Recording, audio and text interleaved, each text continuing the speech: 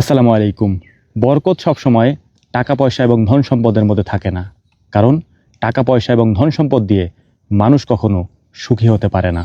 বরকত ওই জিনিস, আপনি মাসের পর মাস কায়িক পরিশ্রম করেন, অনেক খাটুনি খাটেন, তারপরেও আপনাকে হসপিটালে যেতে হয় না, ডাক্তারের কাছে যেতে হয় না। এটাও আল্লাহ তাআলার পক্ষ থেকে এক ধরনের বরকত। আপনি রাতের বেলা অল্প ঘুমিয়েছেন, সকালবেলা ওঠার পরে আপনার শরীর ব্যথা করে না, শরীরে কোনো সমস্যা হয় না, আপনি আপনার কাজ করতে পারেন, কাজে চলে যেতে পারেন, আপনার মধ্যে কোনো ধরনের আলসেমি কাজ করে না। এটাও আল্লাহ তাআলার পক্ষ থেকে এক ধরনের বরকত। বরকত ওই জিনিস, আপনি অল্প খাবার খেয়েছেন, এই অল্প খাবারেই আল্লাহ তাআলা আপনার পেট ভরিয়ে দিয়েছেন। এটাও আল্লাহ তাআলার পক্ষ থেকে এক ধরনের বরকত।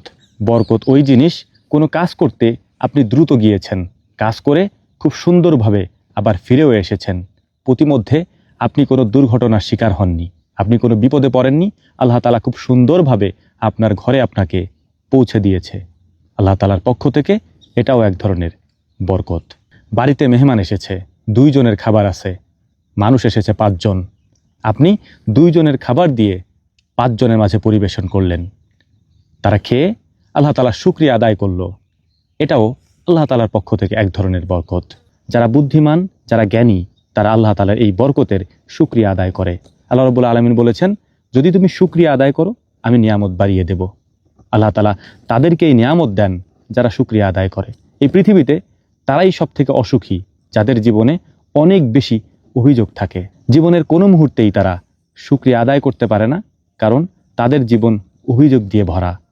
অভিযোগকারী মানুষ কখনো সুখী হতে পারে না, তাদের জীবনে আল্লাহ তাআলা নিয়ামতও দেন না।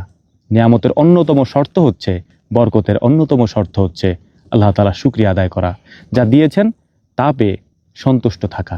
আপনি যত বেশি শুকরিয়া আদায় করবেন, তিনি আপনাকে তত বাড়িয়ে দিবেন, এটা তার ওয়াদা। যার যার অবস্থান থেকে শুকরিয়া আদায় করতে হয়। আমার থেকে যে বড় আছে তাকে দেখে আমি শুকরিয়া আদায় করব, যে না, আমি তার মতো হতে না পারলেও আমার থেকে যারা নিচে আছে তার থেকে আল্লাহ তাআলা আমাকে ভালো রেখেছেন। এই শুকরিয়ার কারণেই আল্লাহ তাআলা আপনাকে বরকত বাড়িয়ে দিবেন। এগুলি বরকতের অন্যতম একটি কারণ। আমরা অনেক টাকা পয়সা ইনকাম করতে দেখি অনেক মানুষকে, কিন্তু সুখী হতে দেখি না। এটার অন্যতম কারণ হচ্ছে, ওই টাকা পয়সায় বরকত থাকে না। যে কোনো জিনিসে আল্লাহ তাআলার পক্ষ থেকে বরকত এবং নিয়ামত থাকা অতীব জরুরি।